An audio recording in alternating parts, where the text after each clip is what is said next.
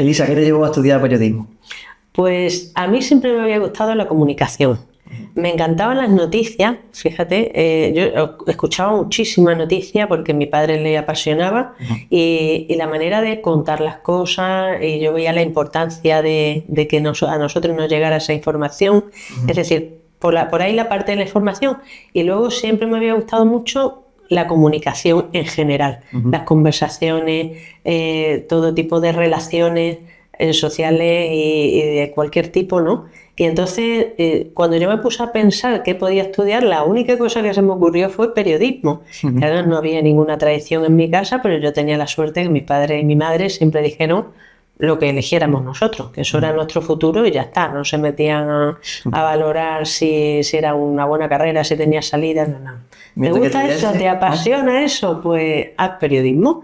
Y lo hice en la Complutense en Madrid, que fue toda una experiencia. Y cuando pensabas en comunicación, lo sentías como algo vocacional. Totalmente. Y pensabas en comunicación verbal, no escrita, ¿no? Porque el periodista también es de escribir. Pues no, porque precisamente a mí la comunicación que más me gustaba era escrita. O sea, yo entonces pensaba sobre todo en periódicos. Vale. Pensaba en trabajar en periódicos. Lo que pasa que, bueno, pues ya sabes, sales de la carrera, bueno, las prácticas antes de terminar la carrera fueron en radio, en la COPE. Y entonces, bueno, pues cuando terminé la carrera fui al mismo sitio porque me dijeron que buscaban a alguien y ya digamos que el destino eligió que mi camino fuera la radio. Me gusta mucho, me ha encantado la radio, me pareció maravillosa, pero mi verdadera vocación era escribir. Sí. ¿Y te acuerdas de ese primer día de la radio? ¿De cómo preparaste ese día? Sí. Además era en informativo y entonces eso es una locura porque tenías que ir a ruedas de prensa. El periodista, yo digo, sabe de mucho pero no sabe de nada, porque claro, es que te habla cada uno de su película, ¿no? Y tú tienes que estar ahí captando qué es lo más importante, qué es lo esencial, qué es lo que tú tienes que trasladarle luego a los oyentes. La redacción era una locura de tiempo, porque todo era contrarreloj absoluto. Y bueno, allí yo digo, en la radio no vale, tú llegas, entras por la puerta y pones la sexta sobre la marcha, vamos. No te digo la quinta, la sexta.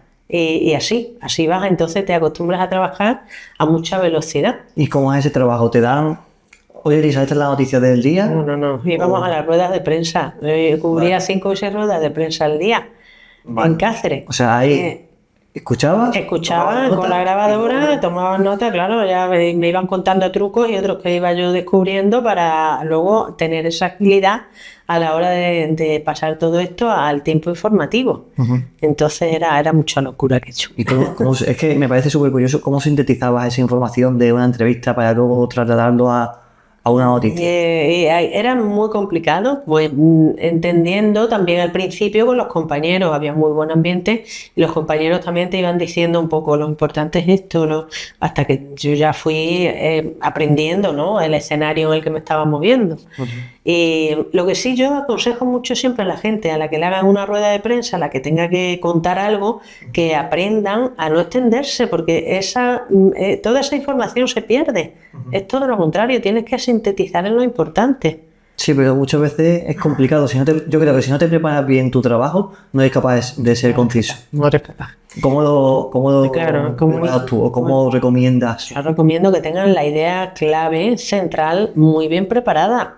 Y además incluso lo digan. Lo importante de todo esto es lo que viene ahora. Como el titular, ¿no? Ya y después ya tienes ya el desarrollo un poco y la idea un poquito más desarrollada y ya estás con eso consiguiendo que luego los periodistas o las personas que te estén escuchando, esto puede ser una rueda de prensa, pueden ser otras cosas, y sepan la idea principal que tú has venido a contarles.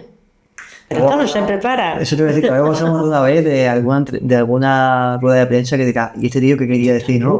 Totalmente, es impresionante. O sea, la gente se lleva por la rama, la gente empieza a contar cosas, te cuenta detalles que no tienen tanta importancia, diluye el mensaje y al final tú dices, ¿y qué es lo más importante de lo que ha dicho? Y no ves eso muy común también en los políticos. Que te estoy hablando sobre todo de políticos, Javier.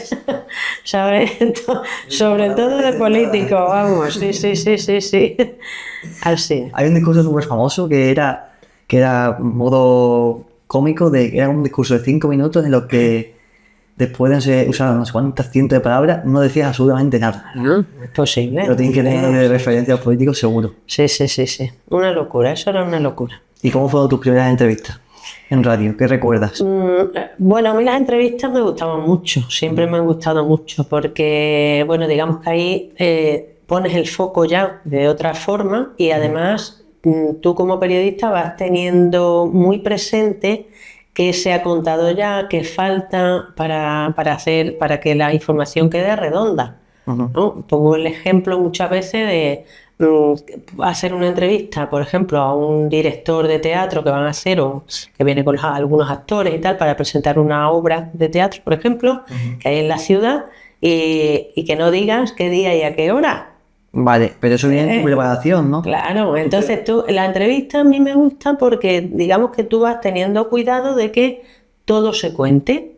Claro. Entonces es muy bonito, un género muy bonito, vas profundizando mucho. Fíjate, además qué curioso, como mis entrevistas eran de radio, o sea, es decir, que toda la parte de la imagen estaba eliminada, entonces aprendes a desarrollar mucho el oído.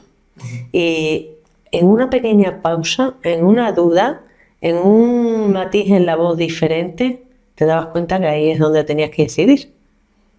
Y la segunda pregunta iba ahí. La siguiente pregunta iba exactamente ahí, apuntaba ahí. Pero, por ejemplo, ¿recuerdas algún ejemplo? Hombre, es que ya hace tiempo. Bueno, pero a ver, pero te puedo poner más o menos un ejemplo. Pues imagínate que, por ejemplo, vamos a ir con el ejemplo del director de teatro que viene a explicarte tal. Entonces, en un momento dado, por ejemplo, tú le preguntas dónde se estrenó la obra. Y ahí hace una pausa y empieza a contarla. Entonces tú dices, hay algo ahí que le ha hecho dudar.